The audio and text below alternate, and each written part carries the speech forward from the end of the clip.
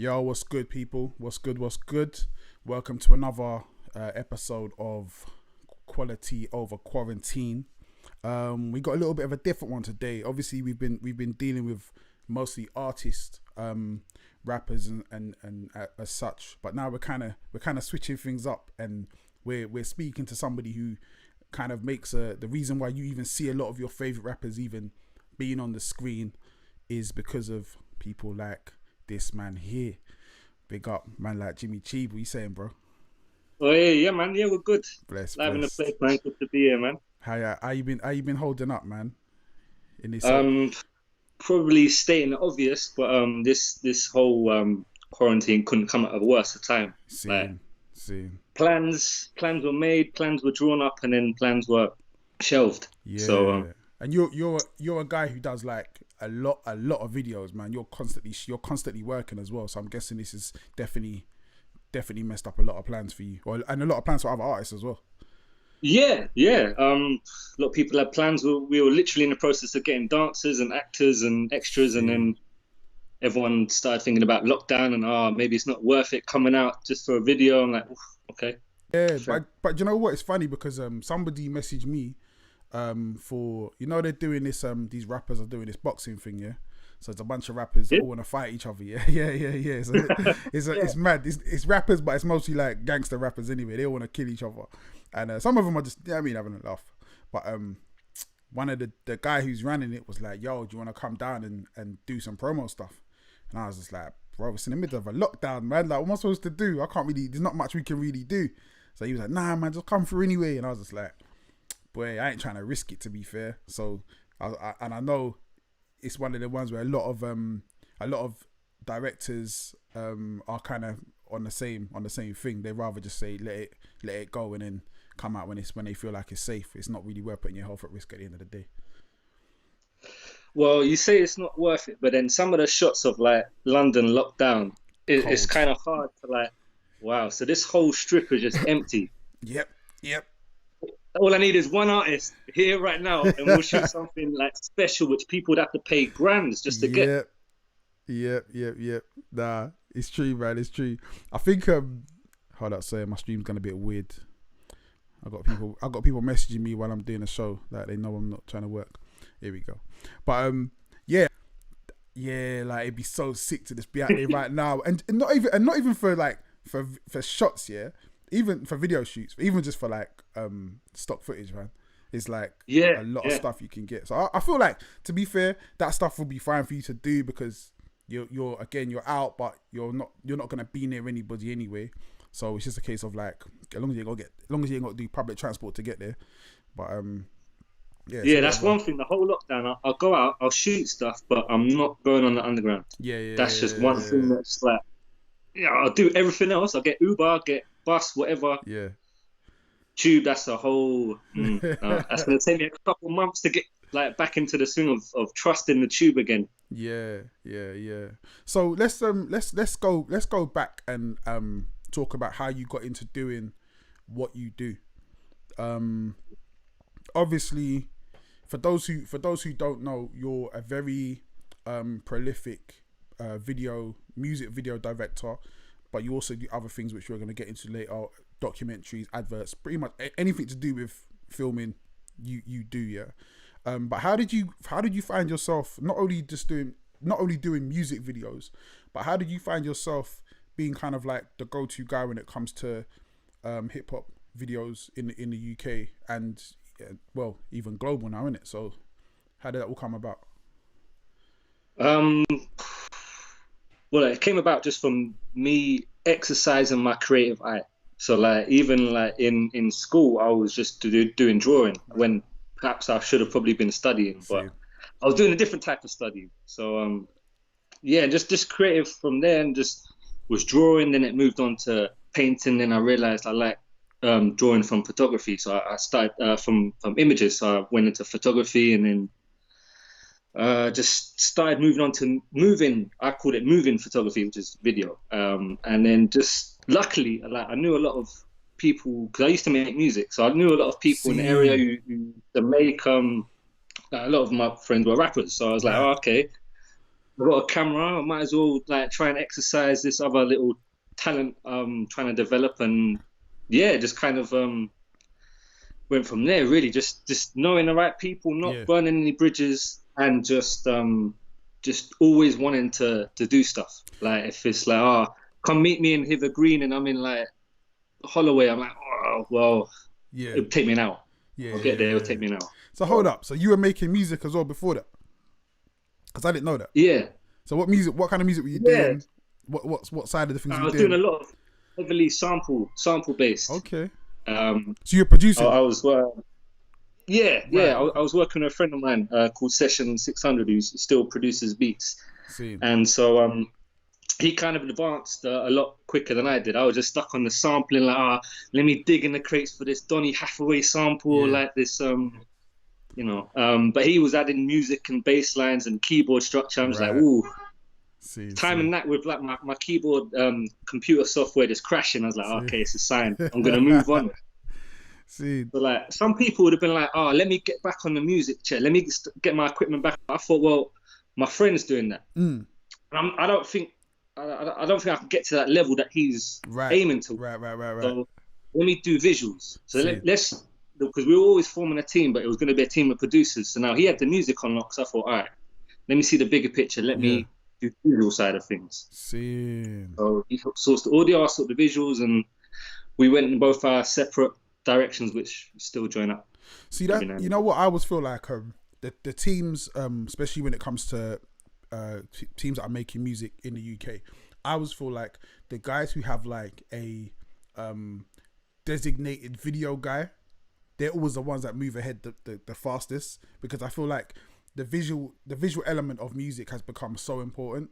There was a time where it's always been important, but I think now it's definitely at the peak of what you're doing, especially as an artist. I always feel like a song ain't a song till you got a video for it. Like it's just, otherwise it's just, you know what I mean, it's just something that's there. But once you get a video for something, it's allowing you're kind of hitting different mediums, and you're hitting people on different levels. There's certain people that are just gonna see the video first and be like, oh, what's this, and fall in love with the song. So yeah. I feel like having a video is super important. Have you seen a change here in because this is such an interesting conversation, because obviously I make videos on a much smaller level, but at the same time there's always questions that I have for people who do this, like really do this full time, and it's always interesting to me if they kind of observe the same things I observe about the game, and how it changes with the difference between video and making music. So the question I'm asking you in a long convoluted way is, have you seen a change in like the importance of videos going from the Channel U days to where we are now with YouTube playing a big part? Yeah, well, yeah, you said it there. YouTube, the birth of that just kind of just changed in my eyes, like music. Like it was all Channel U. That was the only real kind of avenue, like, at least popular avenue to watch videos. And I didn't have Sky, so I've never had Sky. So I was going to my friend Session's house and watching Channel U, the box, everything like that, and it's just like, you saw the progress. Like, I can't remember. I remember seeing like the first UK hip hop videos. Shocking, absolutely shocking. And it was just really basic. It's progressed, and it's now become a very strong marketing tool. So much so that people, I don't want to release audio until I've got a video. And kind of like, I think the whole world as a whole has turned very visual.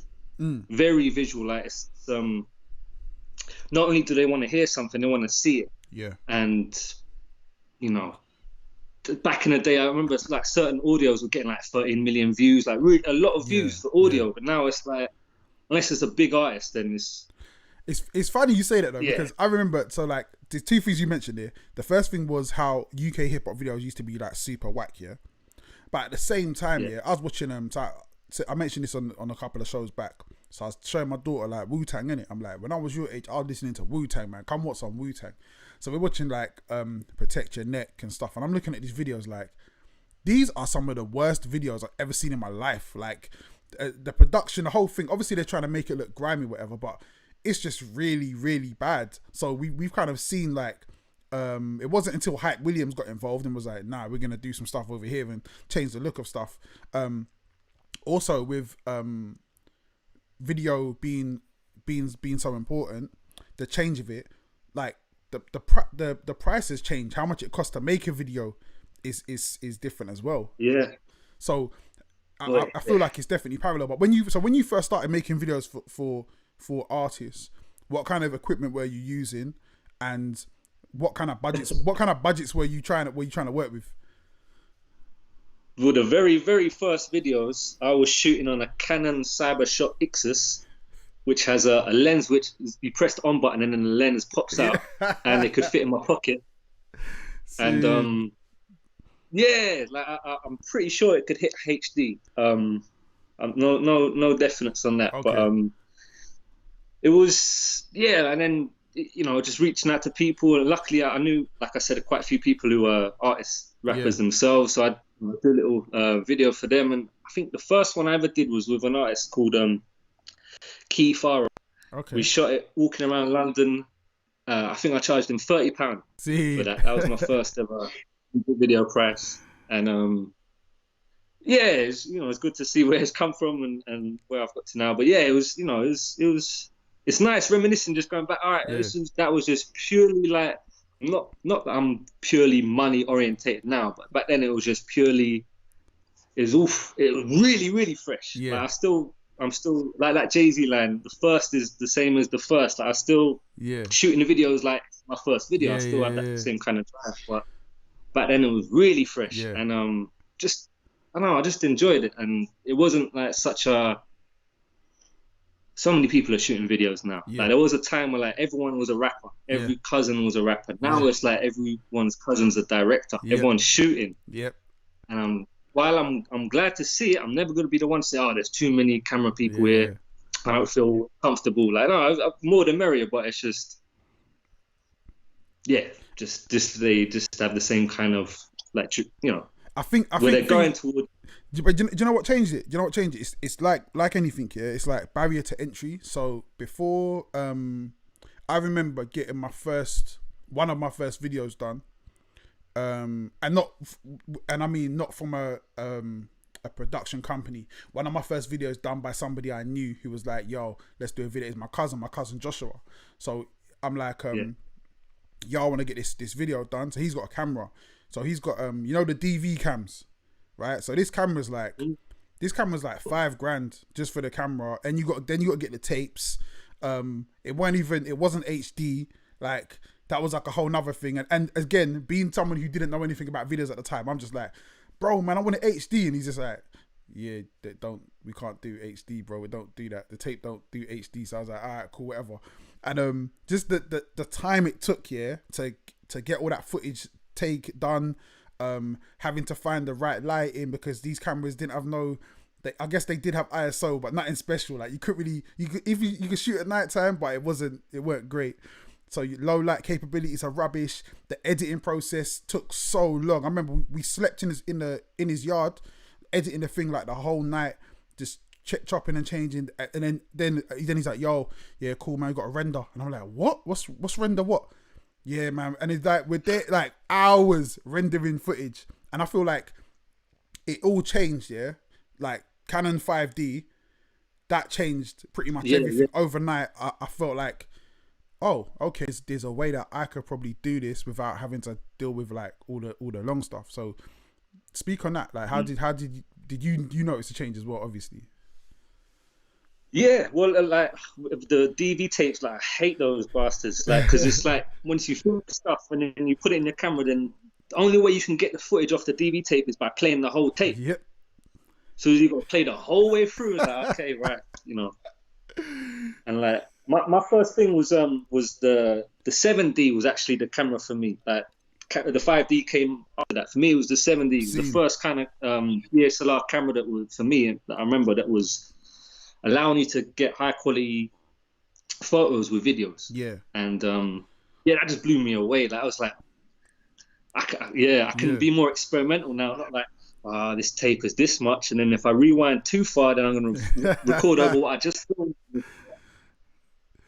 But yeah, it changed the world. It just made everything so much easier. Like I've literally all the DV tapes that I've ever had in my life. I've got a memory card in my pocket that can fit all of them on. It's nuts, isn't it? It's true. It's crazy. I think so when I first started doing music videos was it was just before maybe 2010, 2011. And Mike Skinner used to have a website, a blog, and he had just bought a 5D Mark II. I think the Mark II had just come out, and he had one of them. It might have been the first one, I can't remember. But anyways, he had that, and I was just like, just watching the videos he was doing with it. I was like, damn, like there's got to be a way I can do this. So I'm looking at the price. I'm like, all right, cool. I can't afford that right now. But then I had actually I still got it now. This is my trusty 550D. Yeah. So this was the first camera that I bought. Wow. I got this. Keep holding that, man. I know. I've had people saying like, "Yo, can I buy it off you or whatever?" Because it ain't worth nothing. But I'm like, nah, man, because it's like it's got sentimental value. So I think I bought that for my. It was, I think I paid half and my wife paid some of it, and got the Mac and started being able to do my own videos and stuff. And as far as an artist, that really changed the game for me, because what it allowed me to do was to create visuals for songs and just get in the running. Because at the time, I had to call people up to do videos, like little things here, like when you're trying to catch snow and it's snowing. Oh, it's snowing now. I want to shoot a video now. I'd have to call my man and be like, "Yo, do you want to come down and shoot the video?" He's coming from South London, and he's like, "Oh, all right, cool." So he's come down, and by the time he's got there, the snow stopped and it started to melt. I'm like, I mean, we didn't get no footage. So those little things, it just made it's like, boom, right, I can actually do things myself, and it proper just changed. It changed how I moved. What kind of you've gone from someone who's started, like you said, started making videos for your friends and people around you, but in that time you've actually gone on to do some of the videos for some of the biggest artists we have over here. What are kind of like your ones that stand out to you, that stick out? Like it's even though I've been doing like music videos for a while, like I feel like more of a filmmaker. So it's like the big videos and that I feel like I don't know, like it always goes into a blur. Like literally right now I'm working on documentary films, and that's kind of where my focus is. Yeah. And so if I would say for example, I filmed a singer called Leanne Lahavas in a members bar in Sloane Square. Right. That was really nice. That was because they're filming that I really learned the power of audience interaction. Okay. And just like how she was able just to settle a crowd that were quite drunk. Was a members only bar, so you can kind of picture like the kind of rowdy kind of attitudes there. But I don't know, like it's difficult because I try and do like as much variety as possible. Yeah. Oh, it's just like I don't know. I'm always trying. I don't really dwell in the past too much. That's why I'm just trying to think about videos I've done. Yeah. Is what's your process? Because like I've always seen you. You're quite like, so me. Yeah, I'm like a super control freak when it comes to how I want videos to be, how I want videos to look.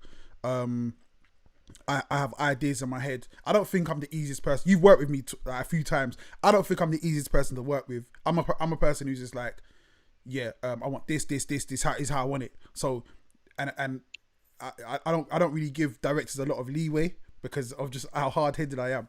And I know that like that kind of person to work with is a difficult person. I know I'm a difficult person to work with, but what's your favorite kind of person to work with as a director?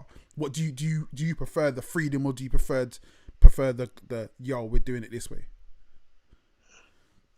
Well, it depends on what the track needs, really. If it's like an energetic track, then it's like, okay, right, I'm down just to go with whatever ideas you got. I like the energy. Yeah. But if it's like a relaxed kind of shoot, then slower, more methodical kind of energies are required, really. But terms of like for me, like the perfect artist would be just someone who's calm, relaxed, knows their lyrics, knows their that definitely. Always one bit is like the bridge or the last chorus. They never get it right. And that's always cutaways. I just have to get cutaways in there. But that's definitely not me. That's definitely I don't know lyrics like. Can't do it, man. Can't do it. And just someone who's serious about their craft, really, and who has thought a little bit about an artist, the musician, knows about film, knows about video, knows about concepts, knows about I need to have something visual to my audio, and I need to at least have an idea of the visual. Like, it can't just like I'm completely fine with people saying, I don't have any idea for the video. What ideas do you have? I love it if someone goes, well, I have no ideas, but you know what? I've got this location.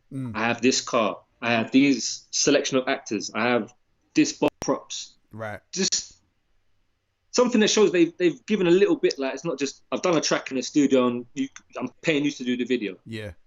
That just me, it says like, all right, so this is the level of artist you're at. But like, if you're thinking about the visual as well, mixed with the audio, and then the promo campaign, and then just everything, and you're this type of artist. You're this tier. I like the fact because there's one thing I always like about you is you're very much like an out the box type of director, and you're always up for like doing things that most people aren't willing to do, and I feel like that comes across a lot in the videos that you make. There's a lot of obviously there's a paint by numbers way to make a video. There's ways to make music videos look good. For the most part, making a basic music video is not difficult. But there's, again, like you say, with artists, there's levels. I feel like with directors, there's levels as well. And there's the idea of, we're gonna do something a little bit out of the ordinary. I feel like that's what pushes you apart. And there's only like really 3 or 4 directors, UK directors, that I would say fit that category, that are, when they're hearing a song and they're going, nah, we're gonna try something, we're gonna try this, we're gonna have a narrative. Like, we've spoken about video, but we ain't done yet, but we've gone over video ideas, and you hit me with some stuff, and I've been like, oh my days, that is crazy. And it's like, it's a good thing to see, because I feel like in the mainstream music, especially over here, we fall into boxes very easily. So we know that if it's a drill song, there's going to be ballys, a whole bunch of man in a block, and there's going to be some cars, going to be some gal, going to be some money, going to be some drink. That's pretty much going to be it. And I feel like we kind of fall into these patterns and these patterns quite a lot. So it's good to kind of have someone like you who's like, nah, we're going to do something different. We're going to bring another element to the game.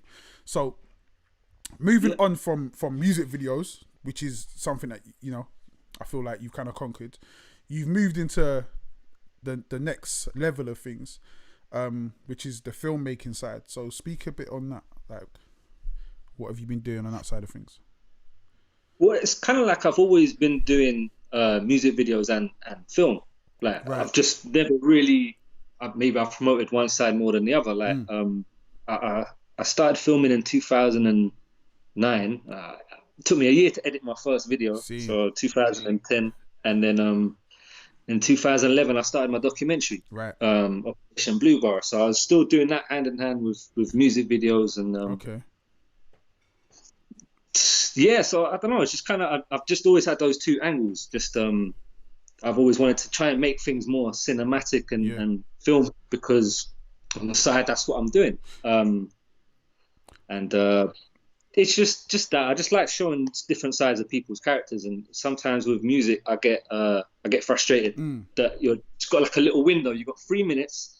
Here's the concept. Here's the story. Fit it into that time. And I'm like, that is painful sometimes. But so I just find it more. Speak about Operation Blue Bar. So what was the journey with that? What was the story with that? And what was the outcome? I was running before I could walk. Right. I used about 3 different cameras on that documentary. Halfway through it, I was going, who else can I get on it? I don't know anyone in my area. Right. I'm just slowly getting used to, like, well, just different people and meeting different people in Lewisham, and it was kind of like a long process of basically me getting certified. Like, he's legit, yeah, all right, because he filmed him, and because he filmed him, he can film me. And so it took a while. Like the last person to film was Strapsy. See, he was particularly difficult to get hold of, and quite weary, understandably. But got him on board, and it was good. Like I tried to, I can't lie, I tried to sell it without any business knowledge. Yeah. And print out 400 DVDs, and I ended up giving them mostly away. Yeah. And I was just some people saying, "Oh, why didn't you try and sell it?" I'm like, "Yeah, why did I try and sell it? I should have just given it as a community thing and just I don't know." But that was just at the time I was like, "Oh, I'll put all this much effort in. I just pay for 400 DVDs to be made. I wouldn't mind like covering my costs and all that." But yeah, what can I say? It was a wicked experience. I'm glad I did it, and it was good. Like, I had a friend who went to prison, and like when he was in there, he was like, "Oh, you know what? Like, the DVD's in prison, you know, like it's doing all right." I'm like, "Wow, it's not doing all right in the streets, but in prison it's doing good." Man's 30 in the lockdown. So you kind of again, that being a local film, the project I'm kind of interested in was the Slavas Journey. Is that his name? Was it? Yeah, Slava, yeah. Right. So that to me, because again, I saw like your post a few times and never really like understood like what was going on, but it always piqued my interest. Like, okay, what is it? So this is a film that you've been working on since 2013 or before that? Yeah, it's a long time. Yeah, but it's like a long process. But it seems like it's definitely there's a lot of work gone into it. So tell me about that. Like how did it come about? Like to me, I'm thinking like, how did you find this Brer? Like what was the initial reason of wanting to film him? And the story, because the story's kind of nuts as well. The location, like where did this come about? How did this come about? Why? All right. Well, I'm making this film with my dad and my dad's friend Clive. Right. And so Clive, he had a friend who was in this theatre show in South Bank. So his friend, come and film me backstage. And so Clive went and filmed him. And he's like, "Oh, this is crazy. This is amazing. This is never seen anything like this. And I've got exclusive access." So it just went from there, and he brought my dad involved. And then at the time I was doing a documentary, so I couldn't film the beginning of this one. Like, I was finishing one about racism in World War II. Okay. And so as soon as I finished that, then they just finished filming it, and so I came on board as the editor. Right. And still quite a lot more to film, and this project has taught me that everything happens in its own time. See. Like if we'd have rushed it out, if we'd have banged it out almost as soon as we got it, we wouldn't have successfully done 2 Kickstarter projects. Yeah. And then we wouldn't have got Helena Bonham Carter to narrate it. Yeah. But we got her right at the end, right at the very, like the film had already been graded, and we just saw her backstage. And when my dad went and grabbed her and said, "Oh, you know what, like, sorry, like, do you want to come backstage and I will introduce you to the whole cast?" And she was like, "Yeah." So came backstage and then exchanged details, and then after a lot of pushing, we weren't sure that she was going to do it. Like, she's a big celebrity. Yeah. We weren't offering her any money. We were just offering her the chance to narrate a film of a character who she really liked. Yeah. And she did it. She did it and smashed it. And we've actually in a position now where we've got an aggregator. We're trying to sell the film to multiple platforms. And we actually, I don't know if I'm actually supposed to say this yet, but we actually won an award yesterday for Film Awards, the Indie Film Festival. We won an award for an award of excellence. Wow. I'm kind of, on one hand, it's like, that's cool getting an award of excellence. But the other hand, I'm like, I minded like an award, like if it was something like cinematography or sound design, or something that I could have gone, all right, so that's what they're rating me for. Yeah. This is, I need to work on that, so I can get to that level. So they'll rate me as what they gave me the award for. But I can't complain. I'm just glad that it's taken so many years, like the film's gone through so many different processes where I don't know if you've ever had a project and it was close to dying and you thought, what can I do to bring it back to life? And then for us, we had to make the film black and white to bring it back to life. Change it black and white, and then we're like, oh, look, it's like a new film. It kind of hid over grading issues, which we were having because we used cameras. But then we brought it back to color. We paid a grader to come and grade it, and they smashed it. And it's a completely different shape from the first thing we had a couple of years ago. It's definitely. It looks like a lot of work has gone into it. So what is his story? Like, who is he? And what's the story that the film is really? What's the story that you're telling? All right. Well, basically, is in my eyes, he's like probably the world's most famous living clown, and his house is crazy. Like every time I go there, I battle depression. Every time I go there, because it's like this. His amazing house, crazy. Like it's literally. He's got a section of walls that he's brought from Korea. He's got a boat he bought from Turkey that he turned upside down, and the anchor's hanging up in the air. He's got walkways that are painted red. He's got a mad stream. He has festivals. That's how big his yard is. He has festivals. I just go there, and he's always playing like celestial music, like angelic music the whole time. I'm just like, what am I doing in my life? And he just comes. Tells all his friends, come here, look, we're going to get food, we're going to play music, we're just going to have a festival, do whatever we want. I'm like, what am I doing? I just get some mad house somewhere in the middle of nowhere, invite my friends around and say, you know what? That's the barbecue section, that's the upside down boat section. So he's enjoying lockdown right now then. He's cool with lockdown.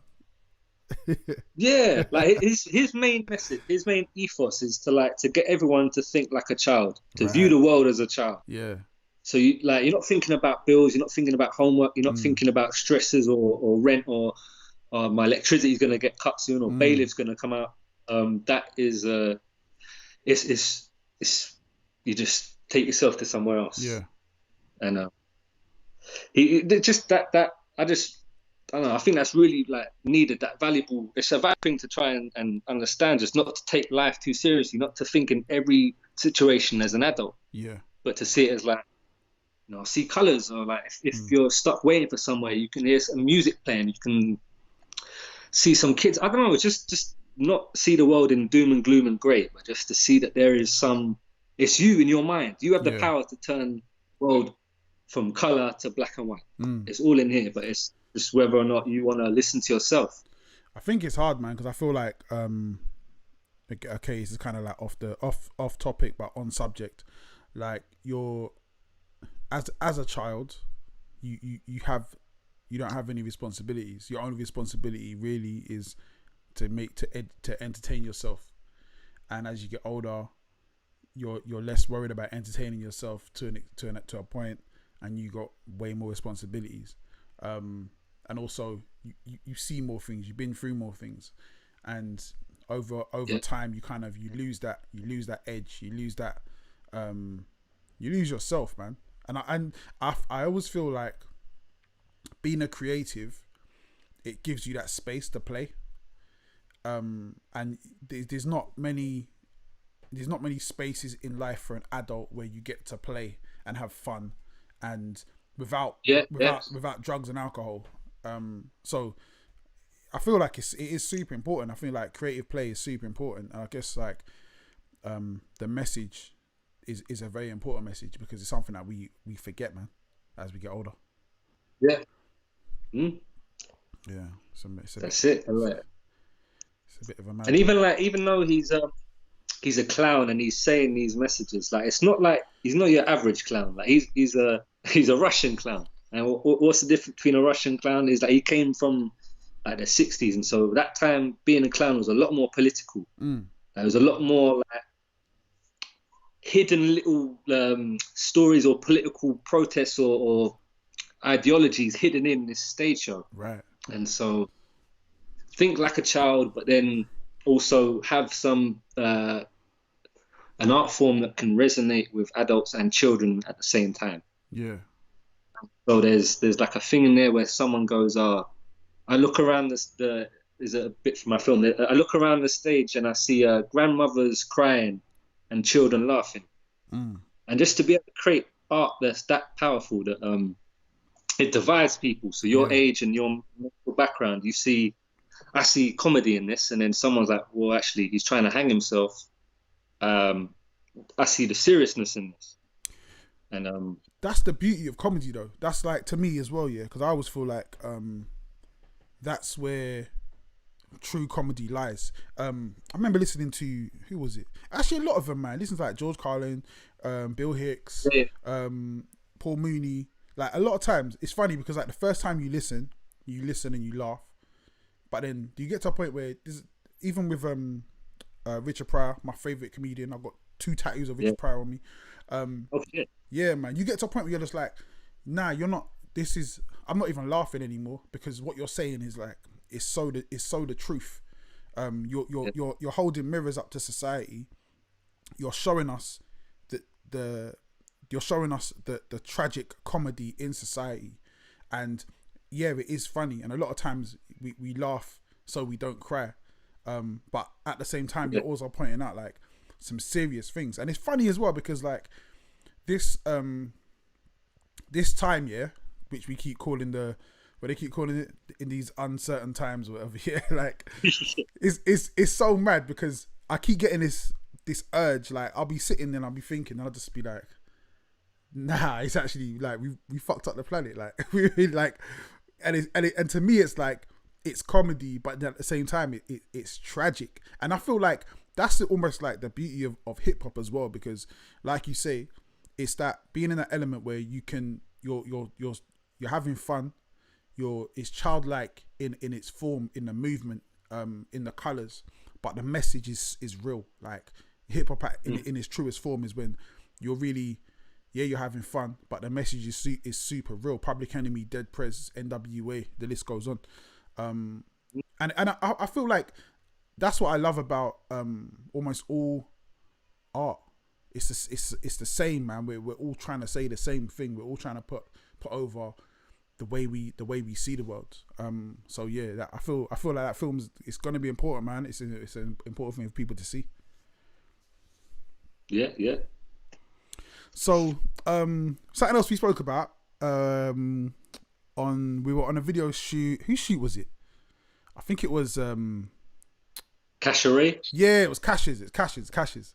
You were talking about a project you were working on, and you were like out in. This was the finding yourself, the ayahuasca. Yeah. Like, tell me about that, man. Because we didn't get to talk. We kind of got to speak about it, but like we were like the shoot was kind of done. Everyone was halfway out the door. Like, but I was interested in that, man. Yeah, that's that came about through such a weird like route. Like I got a school friend, and so I haven't spoken to him for years. Like he's gone ghost, but he broke his communication ghostness to give my number to his friend, who was he had a retreat in Peru, an ayahuasca retreat, and he wanted someone to come out and film it. Right. And so me being a cameraman and speaking Spanish was like sorted. And so it's I don't know, it's one of those mad situations where we were supposed to go with a big group. Yeah. So I was like, right, okay, we've got like Peggy, Sue, like there's all these old Essex women, and you've got these couple guys. Is a character, is a group of characters. All right, cool, wicked, gonna be sick. They all dropped out. They all went, we haven't got no money, nothing. Right. And so my friend Dean, who runs the retreat, was like, Jim, like, do you want to cancel it or do you want to just go yourself? Like, I never wanted to be in the documentary, but it's either be in the documentary or not do it. Yeah. So I thought, I have to do it. And so I helped my friend to come out as well, because if I was going to go out into the middle of the jungle and deal with spirits and all this and that, I don't want to come back on. So all this shit happened. I need a witness. I need someone to go, this actually happened. Like, if you don't believe me, believe him as well. Yeah. But yeah, we'll make it. It's quite a challenging experience to to film in a humid jungle Yeah. while you're under the influence of ayahuasca, or like, it's not like you've got like mad come downs or anything, but you're thinking about life. You're thinking about, Yeah. they ask you before you take ayahuasca, you have to like ask like, what do you want? Like, what do you want?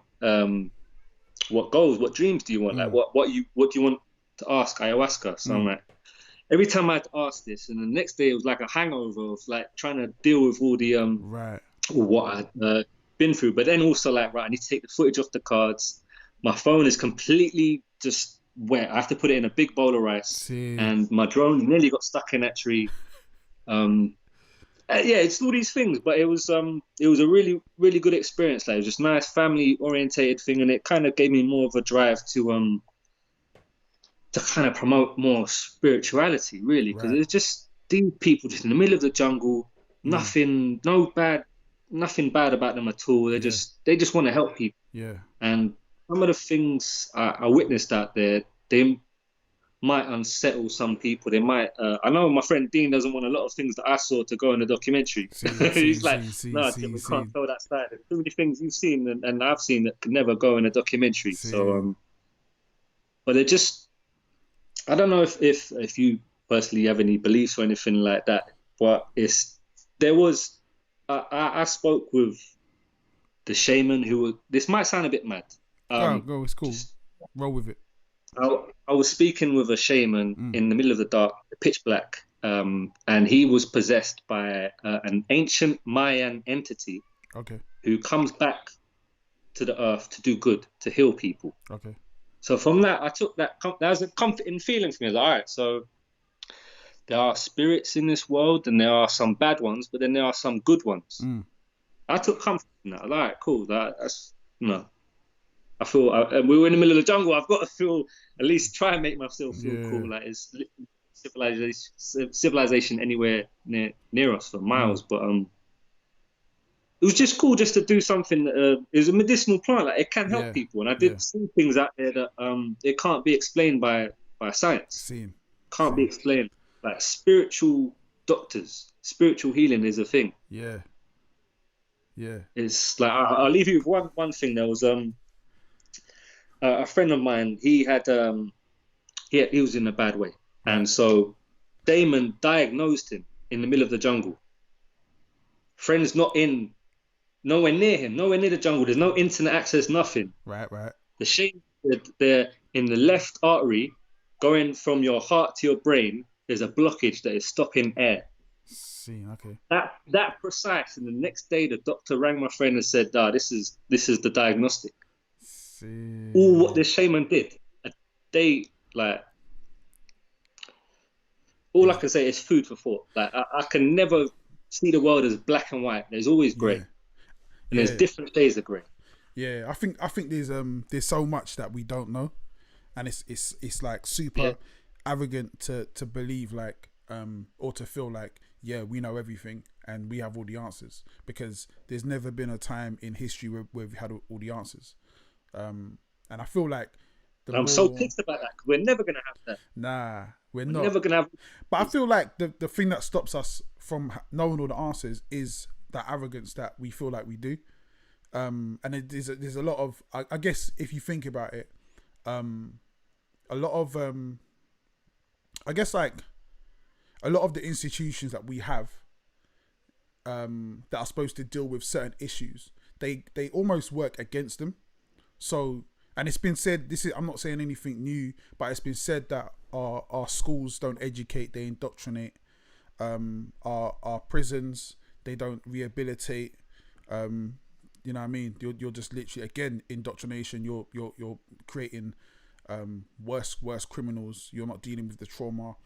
Our pharmaceutical companies that are supposed to be healing us, they hurt us way more than they help us. And and we're dealing with this so much, and these are kind of like, these are the governing institutions of our societies. So we're fighting an uphill battle all the time. And at the same time, there's a wealth of knowledge that is dismissed because it doesn't fit with the narrative that we have. And I'm like I guess I'm an agnostic. I definitely don't believe in any religion. I don't believe in any sort of God in the way that most religions depicts what a God is. But at the same time, I'll never sit there and be like, yeah, I know for 100% that this is how things are. And I feel like there's a level of freedom in surrender. Just like, yo, I don't really know, man, but I'm open to find out. Which is why we had this conversation, because I've had this conversation with you, but I had it with one of my other boys as well, and he was just like, yeah, I want to try it. I think did he try it, or he was going to? But I was speaking to people who have tried it before, ayahuasca, and who have been like, nah, this ain't like, you know what I mean? There's levels to this, and it's funny as well because kind of like on a jokey thing. I don't do no drugs here, but I was doing a video shoot a couple of months ago, and it was like there was this it was about weed basically, and they had bare edibles everywhere, yeah. So they've gone, yo, do you want some? I'm like, I don't really do edibles, but yeah, go ahead, man, send me some minutes. So they gave me some edibles, yeah. And they're sitting there. Like, I didn't take them for a couple of days, and then one day I was like, you know what, let me just try a minute. And I'm a kind of person as well who's very much like, I feel like alcohol and drugs don't affect me the way they affect other people. So anyway, so I've taken these like little bites, yeah. So I've had one of them and be like, nah, ain't nothing really happening. Like, waited an hour, won't really do nothing. Had another one, and I was like, another hour went past, and I was like, okay, I feel good. I was watching TV and laughing my head off, like, it was all good. And I thought, do you know what? I'm gonna take another one. Man, that was the worst thing I should have done, yeah. Like, I took another one, yeah. And then I was just like, I was sitting on the couch and I was just like, oh, nah, this ain't right, man. This ain't right. And then hold up. Yeah, I was like, hold up, wait a minute, what's going on? So, but like, I tried to do it slyly and sneaky. I didn't tell my wife, yes, I was trying to like be sneaky about it, yeah. She knew I had them, but I didn't tell them I ingested them. She just knew I had them sitting in the cupboard. So I've gone, do you know what? I need to go to bed, man. I'm gonna sleep this off. So I've gone to bed, and like, I woke up, and I told my wife, like, yeah, I feel a bit mad, like, I feel a little bit, something ain't right, yeah. And I took these, yeah. She's like, you're an idiot. I was like, yeah, but I wanted to see it. So, and then I just had this loop. I was in this loop, yeah, where I kept thinking I was awake, and then I'll be asleep, and then I'd wake up. I'd be like, oh, right, now I'm awake, and then I'll be. It's like a loop went on for time, and then the next day I wake up in the morning. She's like, how you feeling? I'm like, yeah, I'm okay. I made it. She's like, okay, you good? Yeah, I'm good. So I take my daughter to school. So I get in the car. Then I'm like, nah, man, this ain't right. Like, I still don't feel right. Luckily, yeah, my daughter only lives, her school is literally like a 1 minute drive. So I've driven her to school. Like, and the whole time just thinking, all right, just be normal. Then I get home and I'm just like out of it again, man. Like, for two, like that night and the whole day I was gone, bro. Like, it really affected me, and that's like something that we know about weed. We know about what it does to you, but that whole time, man, I was having some wild thoughts, and yeah, man, it was definitely a mad experience that I'm not trying to rush to. Yeah, man. Well, it's a time and place for everything, isn't it? And the fact that you've experienced it, you've got that level of knowledge you can pass on to people who might pass on to the youth then. Inquisitive about that. Yeah. I think, you know what though? I think like, if it in a different environment, if I was like, yo, I'm gonna do this, yeah, I'm not trying to not be high and I can just enjoy it, I think it would have been different. But because I was like, my thing was, right, I gotta try and not let anyone know that I'm high, and that just took me out of it, man. And then in the night, I thought I was dead at one point. I was like, I don't think I'm ever gonna wake up, man. I was like, I think I'm just gonna keep like never wake. Yeah, like I was like, this is it. And then I was telling myself, I was like, don't trip out though. Don't have a bad trip. So what you need to do to not have a bad trip, yeah, is to create like a positive energy around yourself. So I'm in bed, yeah, and I'm just saying, I am loved. I'm just trying to push positive energy. And I was just like, okay, cool. And then my wife was like, you're right. And I was just like, yeah, as long as you're here, I'll be all right. I'll be good. She was like, oh, you're so sweet when you're high. I was like, I thought I was going to die. But yeah, it's a mad one, man. But I think I honestly feel like a lot of people could benefit just from like expanding your worldview, expanding what you believe is real. Like challenge yourself to do these kind of things, to go on these kind of retreats. And when's that? Is that documentary out, or when's that coming out? Yeah, it's out. It's out. We're actually working on the second one. Okay. Right now. So yeah, that should be out pretty soon. It's just cool. I'm gonna put links in the description as well for the trailer, for the Slavas Journey, and for the other one as well, man. Put links in the description. So what you got planned for the future, bro? Just trying to reschedule everything, really. But I got some films. I'm actually like through my spiritual journey, I'm actually finding my calling right now. So like I was always like I was doing a lot of videos, and I was always in the back of my mind just thinking, why? Again, it's no offense to all the people that I've filmed with before. Like I've enjoyed your videos, I've enjoyed working your videos, but it's just sometimes I feel bad for feeding people's egos. Like I feel bad for like, you know, I'm not speaking about any artist specifically here, but for example, an artist is like, I'm going to do a video about how rich I am. Yeah. I'm going to rent a car. I know that is a rental.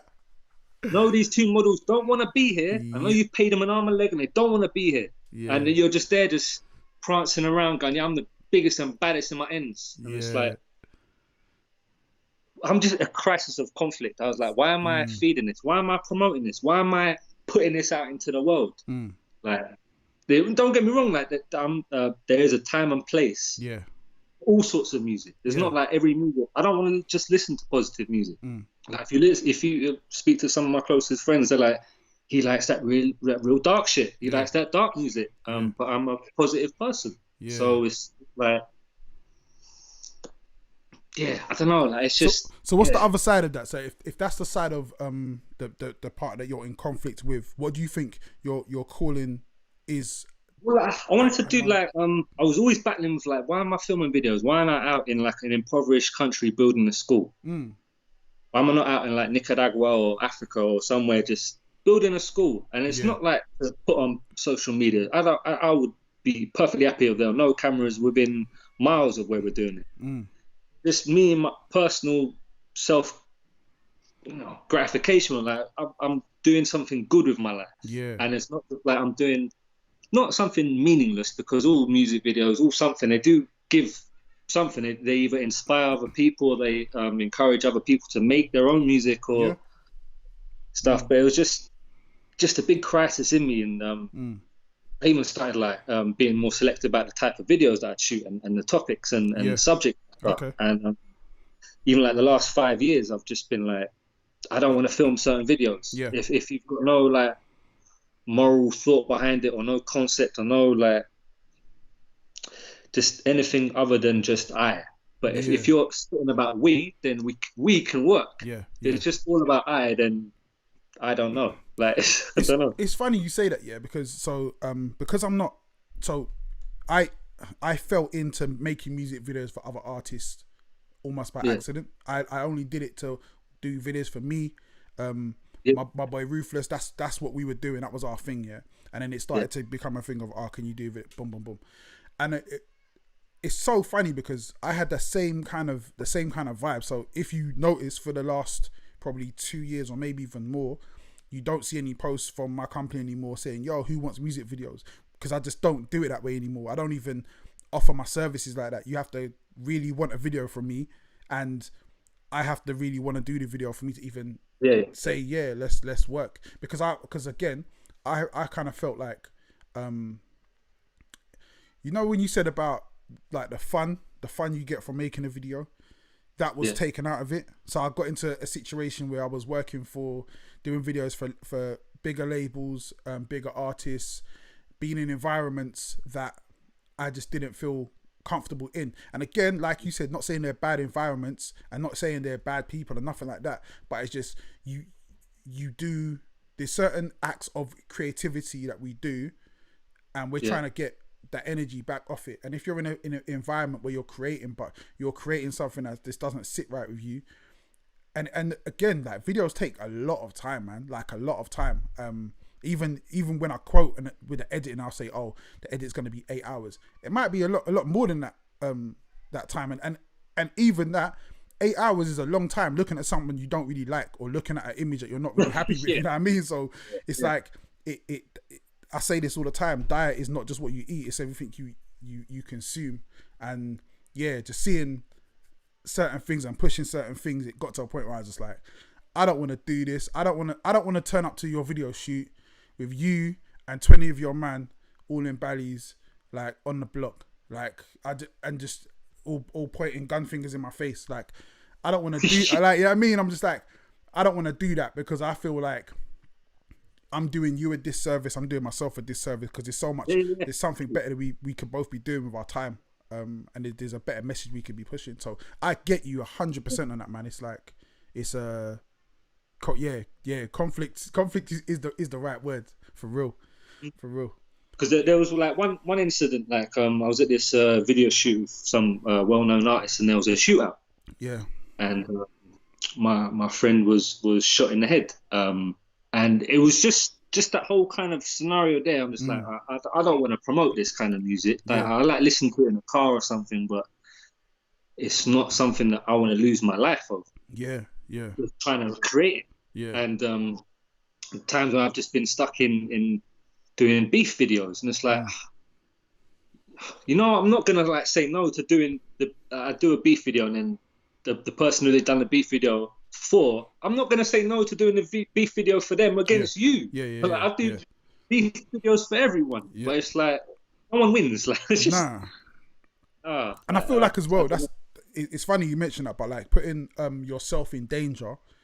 And it's you know what's funny as well, because obviously I've done a lot of bad things and been in a lot of bad situations, but being in a bad situation, when you're kind of involved in it, to me, I'm like, it is what it is. But when you're involved in a bad situation where you're just a cameraman, it's a whole nother level of like, nah, man, like, come on, this can't be like, why am I breaking up a fight? Like, I shouldn't even have to be in this situation. Like, you're putting me in a situation that I shouldn't be in, and I'm seeing, like, when the feds come, I'm part of you lot. Like, I'm with you lot. And if anything, I'm going to be slower because I got all my equipment.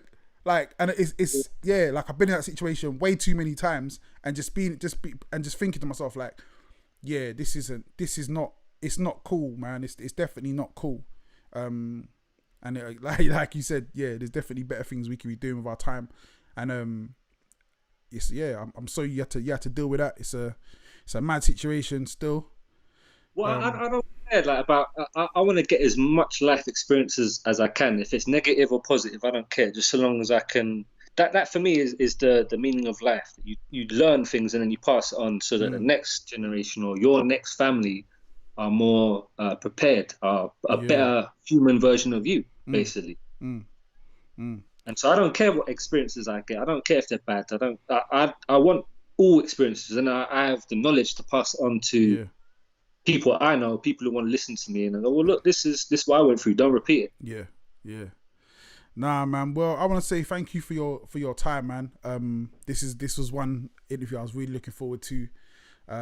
We don't get to see each other enough anyway.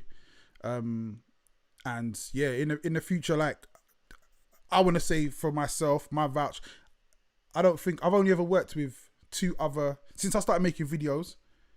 Since I started making videos, I've never worked with any other director apart from you twice. Like, I don't work with no one else.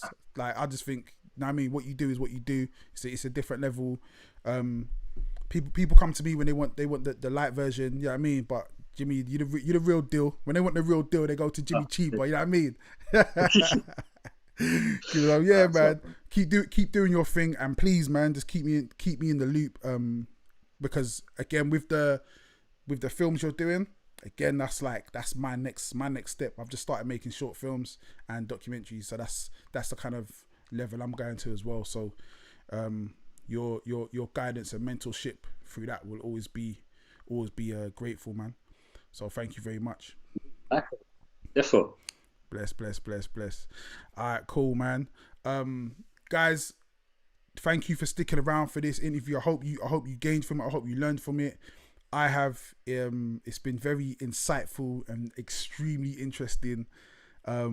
We could carry this on, man. There's a few other stories. I wanted to speak about the. If you haven't seen, actually, go on. I think it's on Jimmy Chiba's channel. The blooper reel, man, is hilarious. Go check out the bloopers. Your favorite musicians, your favorite artists, fucking up. It's hilarious, man. But guys, peace and love. Stay blessed. Stay safe. Once again, R.I.P. Ty. Love to everyone out there. Love to his family and friends.